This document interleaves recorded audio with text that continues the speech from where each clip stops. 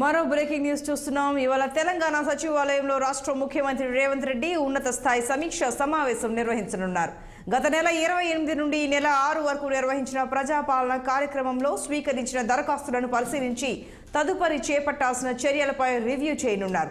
Deputy CM Bhatti విక్రమార్కతో పాటు రాష్ట్ర మంత్రులు, రాష్ట్ర ప్రభుత్వ ప్రధాన కార్యదర్శి శాంతకుమారి, వివిధ శాఖలకు చెందిన ప్రత్యేక ప్రధాన కార్యదర్శులు, ముఖ్య కార్యదర్శులు, ఉమ్మడి 10 జిల్లాలకు ప్రత్యేకంగా నియమించిన నోడల్ అధికారులు తదితర ఉన్నతాధికారులు ఈ సమీక్ష సమావేశానికి హాజరు కానున్నారు.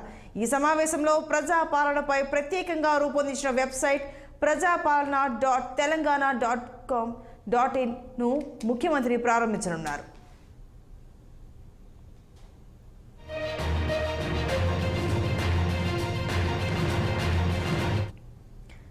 ప్రజాపాలన కార్యక్రమంలో భాగంగా మొత్తం 1,25,84,383 దరఖాస్తులు అందినట్లు అధికారులు వెల్లడించారు.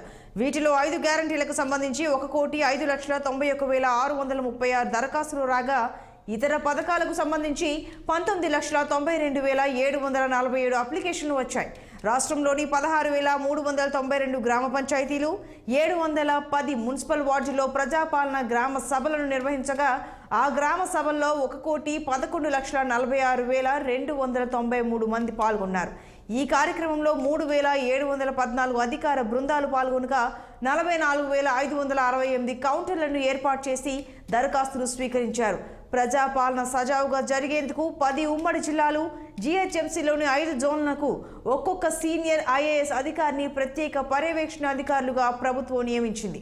ప్రభుత్వానికి అందిన అర్జీలన్నింటినీ జనవరి 17లోగా డేటా ఎంట్రీ పూర్తి చేయాలని సంబంధిత జిల్లా కలెక్టర్లకు ఆదేశాలు అందాయి.